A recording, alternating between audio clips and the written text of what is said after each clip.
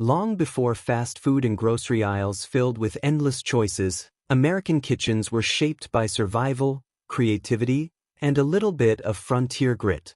Out in the wilderness, mountain men depended on rugged foods that could keep them alive through freezing winters and exhausting journeys. Decades later, home cooks turned those same hearty ideas into simple meals that appeared in classic Betty Crocker cookbooks. Some of these dishes were born in rough campsites, while others warmed family tables across the country. Today, most of them are nearly forgotten, but the stories behind them reveal how Americans once cooked, survived, and shared meals that truly mattered. Johnny cake. Long before boxed pancake mixes filled grocery shelves, one simple bread kept travelers, hunters, and hard-working families going. It was called Johnny cake, a humble cornmeal flatbread that carried the spirit of both the frontier and the farmhouse kitchen.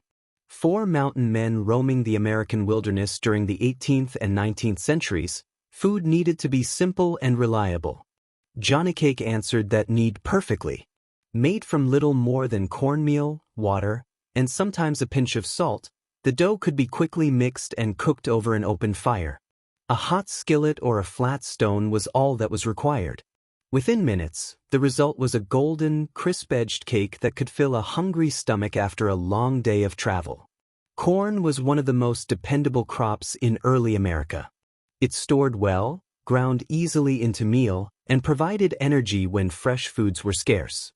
For men living deep in forests and mountains, carrying a small bag of cornmeal meant survival. Years later, Johnny cake quietly made its way into family kitchens. Mid-century cookbooks began including more refined versions of the recipe. Some cooks added milk, eggs, or a little sugar, transforming the rugged trail food into a comforting breakfast or side dish served with butter and syrup. But the heart of Johnny cake never changed. It remained a dish built on simplicity and practicality. In many old rural communities, grandparents still remembered cooking Johnny cake on cast iron pans, filling kitchens with the warm smell of toasted corn. Today, the recipe rarely appears on modern tables, replaced by quicker packaged foods. Yet, Johnny cake represents something deeper than a forgotten meal. It tells the story of survival, adaptation, and the way frontier traditions slowly became part of everyday American cooking. Salt pork and beans. When people imagine life on the American frontier, they often picture fur traders trekking through dense forests or setting up camps beside cold mountain rivers. What kept those men moving through such harsh conditions was not fancy food, but meals that were tough, filling, and dependable. One of the most common was salt pork and beans. Salt pork was heavily cured pork that could survive long journeys without spoiling. Combined with dried beans, it created a meal that was cheap, hearty, and packed with energy. Mountain men often carried sacks of beans along with strips of salted meat. When evening arrived, the beans would be boiled slowly in a pot over the fire, with pieces of pork added for flavor and fat. The result was a thick, smoky stew that could feed several hungry men after a long day of travel or trapping. Beans were ideal for survival cooking. They were lightweight, easy to store, and extremely filling.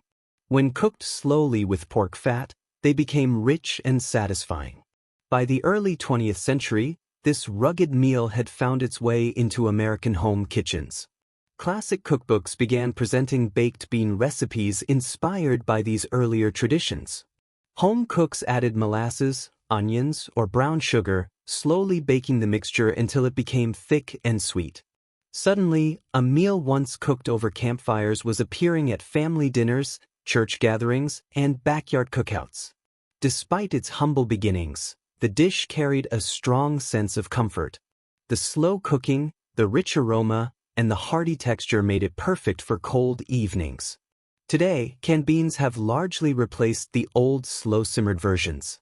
Yet the original combination of salt pork and beans tells a powerful story about survival, resourcefulness, and how frontier cooking quietly shaped the meals Americans would later grow up loving.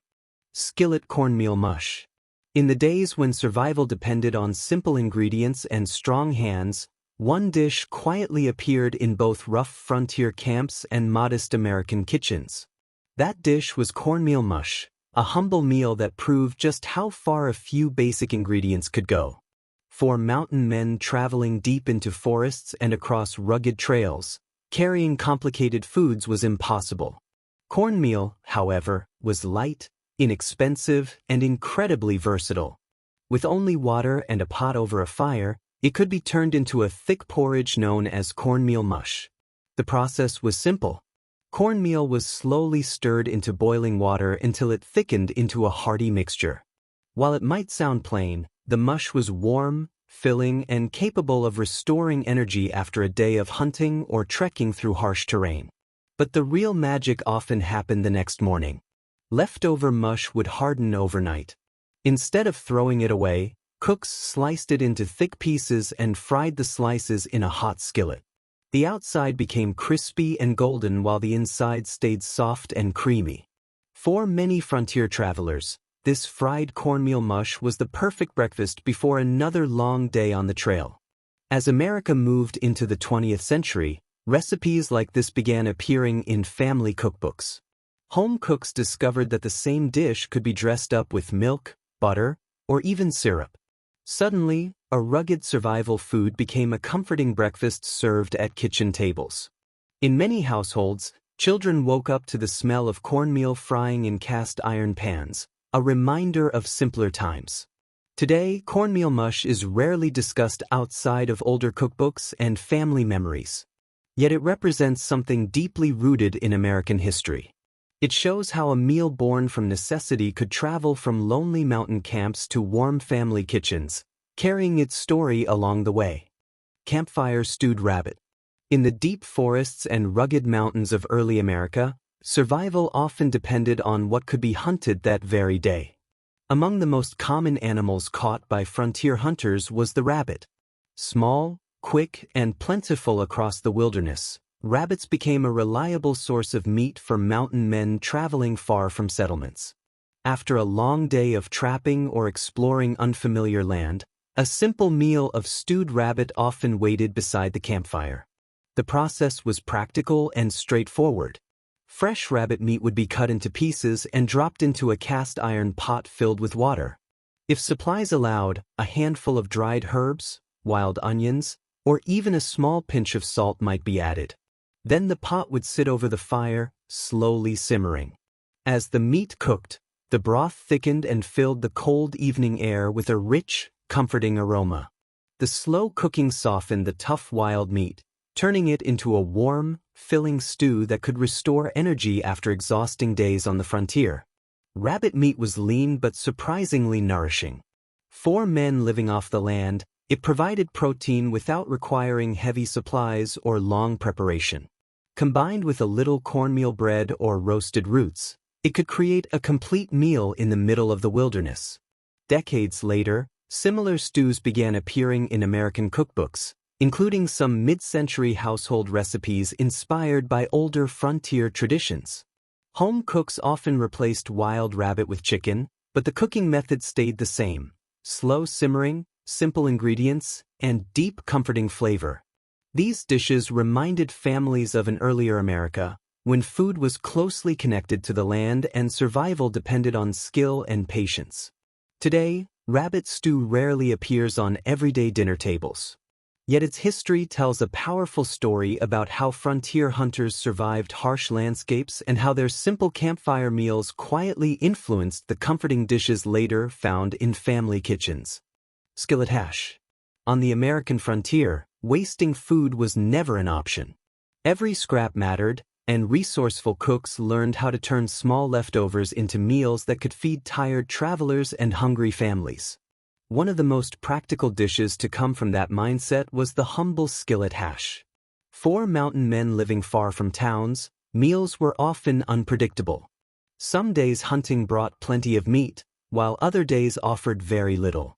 When bits of cooked meat remained from earlier meals, they were never thrown away. Instead, the pieces were chopped finely and mixed with whatever vegetables could be found. Potatoes were the most common addition. They were hearty, filling, and easy to carry on long journeys. When diced and tossed into a hot cast iron skillet with chopped meat, They created a sizzling mixture that cooked quickly over an open fire. Sometimes onions were added if they were available. A little salt or fat from earlier cooking could transform the simple ingredients into something surprisingly flavorful. The result was skillet hash, a rugged meal that was crispy on the outside and hearty enough to keep a traveler going for hours. As the frontier era slowly faded, dishes like this followed settlers into towns and growing cities. Mid-century American cookbooks began including their own versions of hash, often made with leftover roast beef, corned beef, or cooked potatoes from the night before. Families found it to be the perfect solution for busy mornings or simple suppers. What began as a survival meal cooked over campfires became a comforting kitchen tradition. The familiar sound of potatoes sizzling in a skillet and the smell of browned meat filling the room reminded many people of home. Today, modern kitchens rarely rely on leftovers in quite the same way. Yet skillet hash remains a reminder of a time when creativity, practicality, and simple ingredients could turn almost nothing into a satisfying meal. Frontier beef and gravy.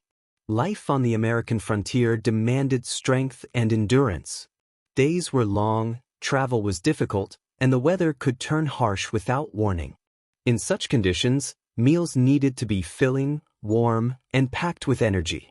One simple dish that often met those needs was frontier beef and gravy. For mountain men and early settlers, beef was not always available, but when it was, every part of it was carefully used. Small cuts of meat that might seem unimportant today were often sliced thin and cooked slowly in a cast iron skillet over an open flame. The goal was not elegance. It was nourishment. The beef would first be browned in a little fat, sometimes the same grease saved from earlier meals. Once the meat developed a deep color, water or broth was added to the pan. As the liquid simmered, the browned bit stuck to the skillet slowly dissolved, creating a thick and flavorful gravy. A handful of flour or crushed crackers might be stirred in to thicken the mixture further. The result was a rich, savory dish that could be poured over simple breads, cornmeal cakes, or boiled potatoes. For men who had spent the day riding, trapping, or cutting wood, this kind of hearty meal was deeply satisfying. As American kitchens became more organized and cookbooks grew popular, similar recipes began appearing in household guides. Mid-century cooks refined the dish slightly, serving beef and gravy over biscuits or toast. It became a classic comfort food, especially on cold evenings when families gathered around the dinner table. The dish carried with it a quiet connection to earlier times. Even though it was now prepared on kitchen stoves rather than campfires, the idea remained the same: simple ingredients, slow cooking, and deep flavor. Today, many modern meals rely on convenience and speed. Yet frontier beef and gravy reminds us that sometimes the most comforting foods are the ones born from necessity and patience. Cast iron biscuit bake. Few smells are as comforting as fresh biscuits rising in a hot pan. Long before modern ovens and packaged baking mixes existed, biscuits were already a dependable part of American cooking. For frontier travelers and hardworking families alike, they were simple to prepare and deeply satisfying. Mountain men often carried small amounts of flour, baking powder, or sourdough starter in their supplies. With just a few ingredients and a sturdy cast iron pan, they could prepare biscuits even in the wilderness. The dough was mixed quickly with flour, a little fat such as lard, and water or milk if it was available. Once the dough was shaped into small rounds, the pieces were placed into a cast iron skillet. The pan was set near a campfire, sometimes covered with a lid and surrounded by hot coals to create a rough oven. Slowly, the biscuits would rise and bake, filling the evening air with a warm, comforting aroma. For men who had spent the day riding through mountains or tracking animals across long distances, these simple biscuits were more than just bread.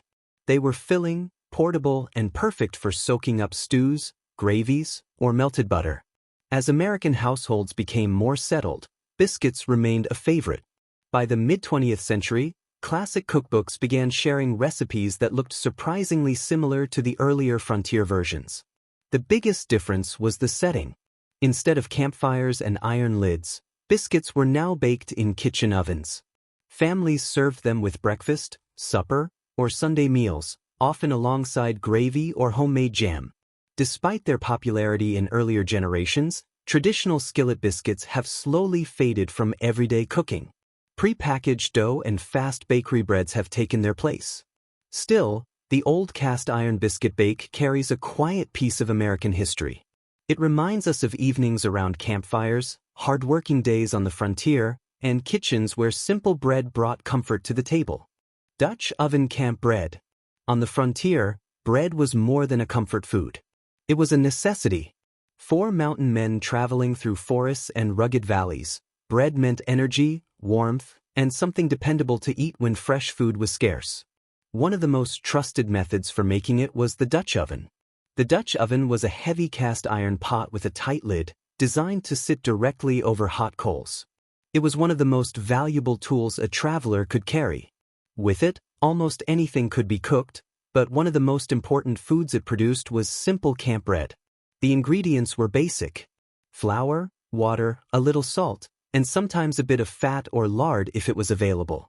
The dough was mixed by hand and placed inside the greased Dutch oven. Then the pot was set among hot coals, with more coals placed on the lid to create heat from above and below. Slowly, the dough baked into a thick, crusty loaf. For men living far from settlements, this bread became the foundation of many meals. It could be eaten with stews, dipped in gravy, or simply torn apart and eaten warm beside the fire. As time passed and frontier life slowly gave way to more settled communities, the Dutch oven remained a familiar cooking tool. Early American households continued baking bread in heavy iron pots long before modern ovens became common. By the mid-20th century, cookbook recipes began adapting these older bread traditions for home kitchens. While electric ovens replaced campfire coals, the idea of simple, rustic bread still carried a sense of tradition and comfort. Today, Dutch oven bread has quietly returned in many kitchens as people rediscover older cooking methods. But its story stretches back much further, to nights under open skies, where a simple loaf baking in a cast-iron pot could bring warmth, strength, and a small sense of home. Creamed chipped beef on toast. By the early 20th century, American cooking had begun shifting from rough frontier survival to practical home meals designed for busy families. Yet many dishes still carried the spirit of earlier times, using preserved ingredients and simple cooking methods. One of those meals was creamed chipped beef on toast. At first glance, the dish may seem modest.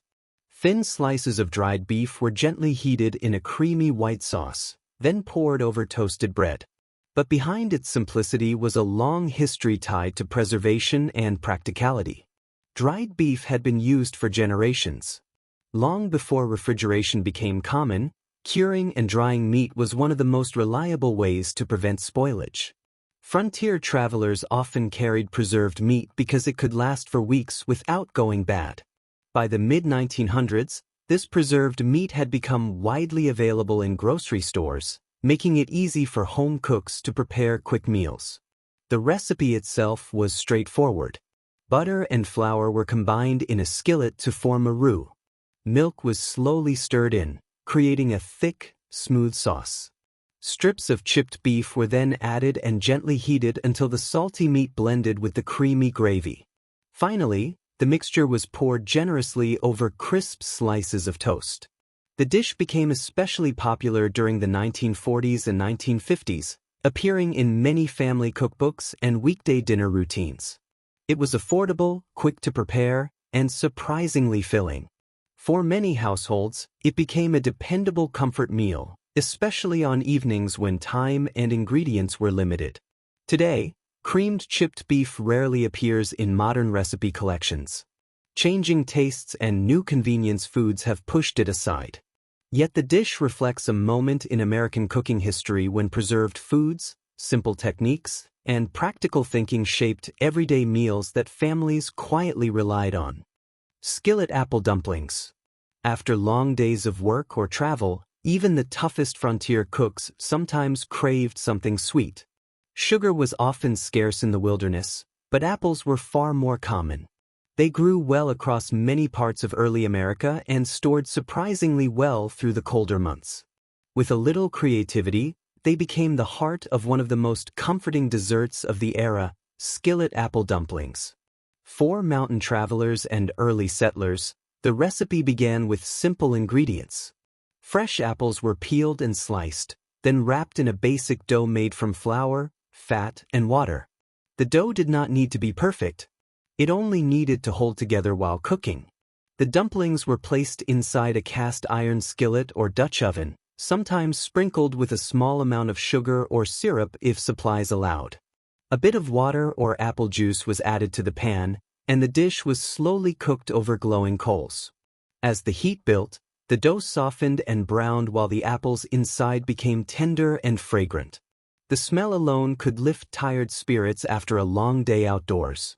Over time, recipes like this found their way into American family kitchens.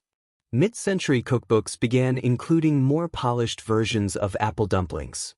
Home cooks added butter, cinnamon, and richer pastry dough, turning the simple frontier dessert into something served at Sunday dinners and holiday gatherings. Despite these small changes, the heart of the recipe remained the same. Warm apples wrapped in soft dough still created a comforting treat that felt both rustic and familiar. Today, desserts have become more elaborate and store-bought sweets are everywhere.